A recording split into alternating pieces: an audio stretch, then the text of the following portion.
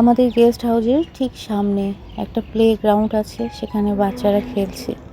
তো আমার বর গিয়েছে বাইরে, তো আমাকে ফোন করে বলল, দেখো বাচ্চারা কি সুন্দর করে খেলছে। তো আমি কিন্তু এখন 6th ফ্লোরে, তো সেখান থেকে আমি একটু ভিডিও ক্যাপচার করে নিলাম। আসসালামু আলাইকুম, কেমন আছেন আপনারা সবাই? সকলকে নতুন আরেকটি ব্লগ দেখার জন্য অনেক বেশি শুভকামনা জানাচ্ছি। তো আমি এখন কি বের করে নিচ্ছি, আপনারা কি ভেবেছেন আমি বাসায় চলে এসেছি? না, আমি বাংলাদেশ থেকে কিছু জিনিস নিয়ে এসেছি আমার বিজনেসের, একজনকে গিফট দেব দেখে। তো বের করে নিচ্ছি, আমরা রেডি হয়ে যাব এখন ওনার বাসায়। তো আপনাদেরকে রিকোয়েস্ট করব ভিডিওটা স্কিপ না করে আমার সঙ্গে থাকবেন, তাহলে বুঝতে পারবেন যে আমি বাংলাদেশ থেকে এগুলো নিয়ে এসেছি কার জন্য। আমার পছন্দের বিছানা চাদর, তারপর স্পেশালি যে আমাদের দিনাজপুরের চিনি গুঁড়া চাল, মুগ ডালের পাঁপড়, কাঠারি চিড়া, সুগন্ধি কাঠারি চিড়া, এগুলো নিয়ে এসেছি। আচ্ছা, আমি কিন্তু আমার বিজনেসে খাবারের আইটেমের পাশাপাশি যে বিছানা চাদর রাখা হয়েছে, তো আপনাদের অনেক বেশি সাড়া পেয়েছি। তো আমি কিছু চাদরের ছবি আপনাদের কাছে শেয়ার করছি। আপাতত এগুলো আমার কাছে আছে। এই তো 2 দিন আগে একজন আপু আমাকে রিকোয়েস্ট করেছে যে আপু ছবিগুলো যদি একটু দেখিয়ে দিতে। তো ভাবলাম যে ভিডিওতে, আসলে ইন্ডিয়াতে আসার পরে সেভাবে বিজনেসের কোনো কিছু আমি শেয়ার করিনি। তো আমি যদিও আপুকে হোয়াটসঅ্যাপে আমি ছবিগুলো দেখিয়ে দিয়েছি, তারপরও ভাবলাম যে একটু বিজনেস রিলেটেড একটু কথা বলা প্লাস ভিডিও একটু শেয়ার করাই যায়। যেহেতু আমি বিজনেস করি, না যদি শেয়ার করি তাহলে আপনারা ভুলেই যাবেন যে আমার বিজনেসে কী কী আইটেম আছে। আমি এর আগেও বলেছি, যদিও আমি ইন্ডিয়াতে এসেছি কিন্তু পার্সেল রেডি করা বা অর্ডার নেওয়া কিন্তু বন্ধ করিনি, কারণ আমার বাচ্চারা খুব ভালোভাবে পার্সেল রেডি করে দিচ্ছে। যদিও একটু সময় লাগছে, কিন্তু আমরা অর্ডার নেওয়া বা পার্সেল ডেলিভারি দেওয়া কিন্তু বন্ধ করিনি। তো আপনাদেরকে রিকোয়েস্ট করব, যদি আমার কোনো কিছু আপনাদের নেওয়ার প্রয়োজন মনে হয়, খাবারের আইটেম হইতে বিছানার চাদর হতে, অবশ্যই আমাকে হোয়াটসঅ্যাপে নক করবেন। আচ্ছা, আমি আমার বিজনেসে এখন খাবারের আইটেম কি কি আছে সেটা একটু বলে দিই। তো এখানে কালো জিরার মধু আপনারা দেখতে পাচ্ছেন, তার সঙ্গে কিন্তু সরিষা ফুলের মধুও আছে। খাঁটি গাওয়া ঘি পাবেন আপনারা। আমি সব কিছু কিন্তু রেডি করেই রেখে এসেছি, যেন বাচ্চারা খুব ভালোভাবে ডেলিভারি বয়কে পার্সেল রেডি করে দিতে পারে। তো একবার হলেও আমার থেকে ঘি নিয়ে দেখবেন, আমার বিশ্বাস আপনাদের ভালো লাগবে। তাছাড়া সামনে যেহেতু ঈদে তো আমরা বিভিন্ন ধরনের খাবারের আইটেম রান্না করি, তো আপনারা নিতে পারেন। শুধু ঘি না, তার সঙ্গে ঘিয়ে ভাজা লাচ্ছা সেমাইও রেখে দিয়েছি। যারা যারা আমার কাছ থেকে এ পর্যন্ত সেমাই নিয়ে খেয়েছেন তাদের কিন্তু খুব ভালো লেগেছে। তারা একবার না, 2বার, কেউ কেউ তো 3বার পর্যন্ত অর্ডার দিয়েছে। ঝুরি ভাজাও রাখা হয়েছে, এটা খেতে অনেক বেশি টেস্টি। যারা খুব বেশি মিষ্টি পছন্দ করেন না, তারা সেমাইয়ের সঙ্গে কিন্তু এটা মিক্সড করে খেতে পারেন। এটা এমনি খেতেও অনেক মজা।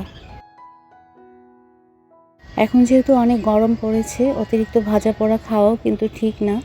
বিশেষ করে এই যে সারাদিন না খেয়ে থাকার পরে অতিরিক্ত ভাজা পোড়া কিন্তু শরীরের জন্য খুব ক্ষতিকর। তো আপনারা চাইলে আমার কাছ থেকে আঠাশ চিড়া, সুগন্ধি চিড়া নিতে পারেন। সুগন্ধি চিড়া মানে কাঠারি চিড়া, এটা খেতে কিন্তু বেশ টেস্টি আঠাশ চিড়ার থেকে। যারা একবার সুগন্ধি চিড়া খাবে তারা অন্য চিড়া খেতে সেরকম খুব একটা পছন্দই করবে না। তার সঙ্গে মুগ ডালের পাঁপড় রাখা হয়েছে, তারপর কাউন রাখা হয়েছে। শুধু মুগ ডালের পাঁপড় না, আমি আস্ত মুগ ডাল, যেটা সোনামুখী মুগ ডাল, সেটাও কিন্তু রেখেছি। এই যে সোনামুখী মুগ ডাল। প্রত্যেকটা জিনিসের গুণগত মান যাচাই করে আমরা নিজেরাই কিন্তু বাসায় প্যাকেজিং করি। আর প্যাকেজিংয়ের ক্ষেত্রে আপনারা তো জানেন, আমার ছেলে মেয়ে, আমার বর সবাই কিন্তু সহযোগিতা করে। তো আমার বিশ্বাস আমাদের থেকে জিনিসগুলো নিলে আপনারা নিরাশ হবেন না। তো আপনাদেরকে রিকোয়েস্ট করব, যারা স্বাস্থ্য সচেতন, যারা রোজার মধ্যে ভাজা পোড়া খেতে অস্বস্তি ফিল করছেন, তারা কিন্তু আমাদের কাছ থেকে চিড়া নিতে পারেন। দুধ চিড়া, দই চিড়া খেতে কিন্তু বেশ ভালো লাগে। বিজনেস রিলেটেড কথা বলতে বলতে চলে এসেছি। আপনাদের মনে আছে কি না, লাস্টবার যখন আমি এসেছিলাম তখন আমাদের গেস্ট হাউসে দিদি আর দাদা বাবু এসেছিল দেখা করার জন্য। আমি কিন্তু সেটারও ভিডিও শেয়ার করেছিলাম। যারা আমার রেগুলার ভিডিও দেখে তারা বলতে পারবে, ইতিমধ্যে হয়তো তাদের মনে পড়ে গিয়েছে। তো এই যে দিদি চলে এসেছে, আর গেটের সামনে একটা বিশাল বড় আম গাছ ছিল। আমে প্রচুর মুকুল এসেছে, ছোট ছোট কিন্তু আমের দানাও এসেছে। দিদি আমরা ভিতরে না যাই, হাতে খুব কম সময়। হ্যাঁ, জল খাবার তো করতেই পারবো না, কারণ ওই যে রোজা আছি যে আমরা। তোমাদের এখনো টাইম হয়নি না? না, এটাই টাইম হয়নি। আচ্ছা আচ্ছা। দিদির বাসায় কিন্তু প্রচুর গাছ, আর প্রত্যেকটা গাছ এত সুন্দর। আমি দেখাবো আপনাদেরকে, আপনারা আমার সঙ্গে থাকলেই বুঝতে পারবেন। তো উপরে চলে এসেছি, তাহলে ছাদে যাই একটু। হ্যাঁ, গাছ দেখতে। বেশ কিছুটা সময় আমরা একসঙ্গে সবাই মিলে গল্প করে তারপর এখন কিন্তু আমরা যাচ্ছি ছাদে দিদির সুন্দর সুন্দর গাছ দেখার জন্য।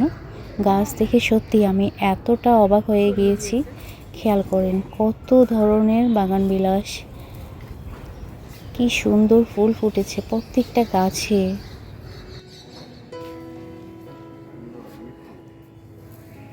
সুন্দর লাগছে। এটা কি গাছ? এটা না নীলমণি লতা। নীলমণি লতা, কালারটা দেখো কি সুন্দর লাগছে। এই গাছটা আমার খুব ভালো লেগেছে, আমার মন চাচ্ছে যে আমি এই গাছটা নিয়ে যাই, কিন্তু নিয়ে যেতে পারবো না। যদিও আমি বেশ কয়েকবার কিন্তু ইন্ডিয়া থেকে গাছ নিয়ে গিয়েছি। ওখানেও দেখো বেশ কয়েক কালারের। এই গাছটা তো খুব সুন্দর। এটা হচ্ছে ওই কি বলে টিয়া বলে না নাম, এটা অনেক ঝোপা ঝোপা করে ধরে। এটা একটা সময়ে কিন্তু আমি ইন্ডিয়া থেকে বেশ কয়েকটা গাছ নিয়ে গিয়েছি। আপনারা আমার ছাদে তো দেখেছেন, আমি বলি যে এটা আমি ইন্ডিয়া থেকে নিয়ে এসেছি। এখন সেই সুযোগ আর নাই। একবার তো নিয়ে যেতে গিয়ে কি বিড়ম্বনার মধ্যে পড়েছিলাম, তারপর তো কান ধরেছি যে আর নিয়ে যাব না। তো দিদিও আমার মতো বিভিন্ন জায়গা থেকে গাছ কালেক্ট করে যেখানে যেখানে ঘুরতে যায় সেখান থেকে বিভিন্ন ধরনের গাছ নিয়ে আসে। আমি কিন্তু এখন যে ভয়েস দিচ্ছি পুকুর পাড়ে এসে, তো ঠিক পুকুর পাড়ের পিছন লাইনে দিদির বাসা। সব গাছগুলো এক সাইডে রেখে দিয়েছে, কারণ দিদির বাসায় রঙের কাজ চলছে। খুব সুন্দর লাগছে এই জায়গাটা। এই গাছগুলো সব একসঙ্গে ফুল দিয়ে একদম ভরা।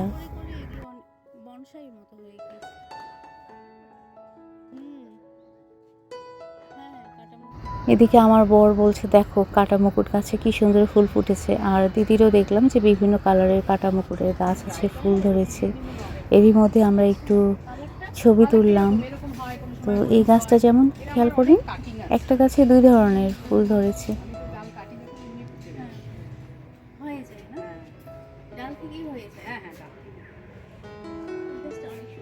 দুটো ছাদের মধ্যেই কিন্তু গাছ লাগানো আছে, আরেকটা কিন্তু আমি দেখাবো একটু পরে। এখানে যেমন প্রচুর গাছ, আরেকটাতে কি গাছ আছে সেটাও শেয়ার করবো। এই যে আমি তো ঘুরে ঘুরে এই গাছটার কাছেই আসছি বারবার। ও আরেকটা কথা, আমি কিন্তু পার্কে এসে ভয়েস দিচ্ছি, আশেপাশে অনেক সাউন্ড হচ্ছে, ভিডিওতে আসবে। আমি জানি আপনাদের শুনতে প্রবলেম হবে, তো সরি, একটু ক্ষমা দৃষ্টিতে আমার ভিডিওটা দেখে নেবেন। কি করব, এখানে এসেছি, আবার ভিডিও না দিলে আমার চ্যানেল ডাউন হয়ে যাবে। এই জন্য বাইরে এসেও কষ্ট করে ভয়েস দিচ্ছি। আশেপাশের সাউন্ড, তাছাড়া এই যে গত ব্লগে দেখিয়েছিলাম পার্কের মধ্যে বিশাল বড় একটা সাপ, তো সেটার ভয় কিন্তু আমার এখনও কাটেনি। আমি থেমে থেমে ভয়েস দিচ্ছি ভয়ে ভয়ে।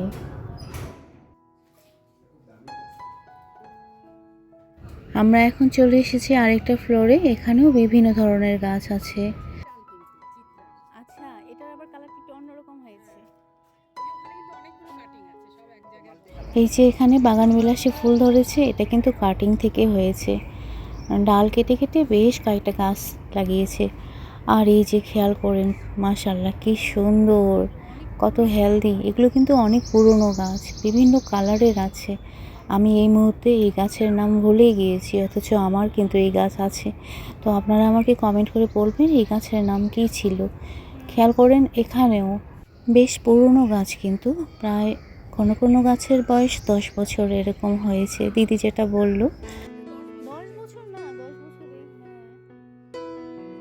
আমরা কিন্তু গতবারই দিদির সঙ্গে দেখা করতে চেয়েছিলাম দিদির বাসায় এসে, কিন্তু সেই সময়টা হয়ে ওঠেনি। তো এবার দিদির সঙ্গে দাদা বাবু, দিদির ছেলে সবার সঙ্গে দেখা করে আমার খুব ভালো লেগেছে। যদিও দিদি খুব মন খারাপ করেছে, কারণ আমরা জল খাবার খেতে পারিনি যেহেতু রোজা ছিলাম। তারপরও দিদি রিকোয়েস্ট করতেছিল যে আমাদের এখানে ইফতারি করো। হবে হবে, হ্যাঁ বের হয়েছে যেহেতু। মানে আমি যেখানে যাই সেখান থেকে সেখানকার জিনিসটা আমার হ্যাঁ, বেশি আমার ভালো লাগে।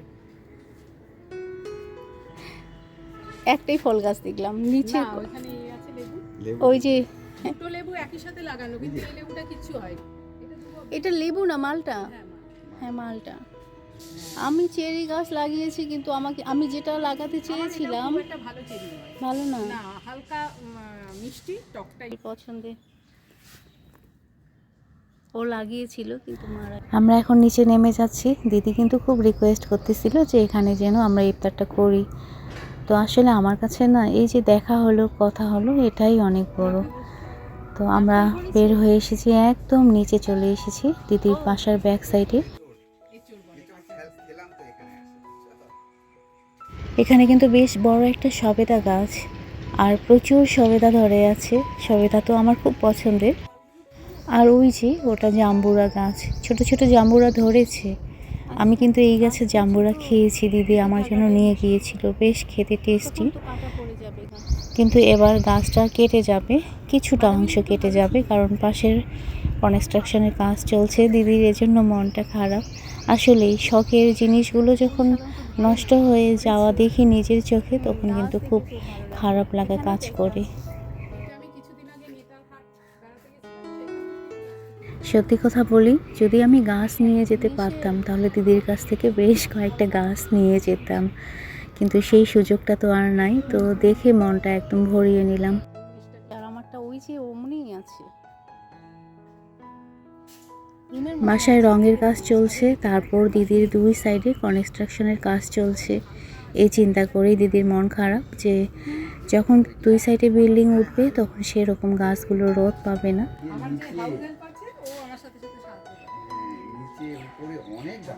আর কি হয়, ডাল কাটলে পরে তো চারা হয়, হ্যাঁ হ্যাঁ তাতে বেড়ে যাচ্ছে। বাইরের দিকে সব গাছ আমার ওই পাশে। এই যে অপরাজিতা, না এটা? হ্যাঁ না অপরাজিতা না, ওই ফুলটাও সুন্দর তো। এটা বলে লণ্ঠন জবা। ও খেয়াল করেন এই জবা ফুলটা কি সুন্দর, একদম ডিফারেন্ট। এটা সম্ভবত দিদি বলেছিল দার্জিলিং থেকে নিয়ে এসেছে।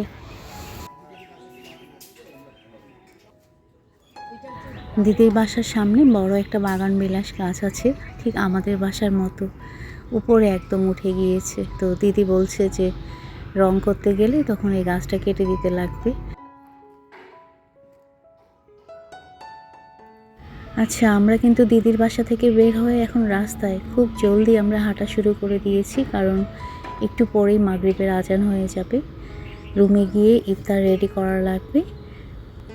আজকের ব্লগটা আপনাদের কেমন লাগলো অবশ্যই কমেন্ট করে জানাবেন। আর যারা এ পর্যন্ত আমার সঙ্গে আছেন অসংখ্য ধন্যবাদ আপনাদেরকে, কারণ এই রমজান মাসে ক্লান্ত শরীর নিয়ে আমার যে ভিডিও আপনারা এত মনোযোগ সহকারে দেখেন, এজন্য সত্যি মন থেকে আপনাদের জন্য অনেক ভালোবাসা আর দোয়া। ইফতার রেডি করে নিয়েছি, আজানের অপেক্ষায় আছি। আর হ্যাঁ, আমার বিজনেসের আইটেমগুলো নেওয়ার জন্য অবশ্যই আমাকে হোয়াটসঅ্যাপে নক করবেন।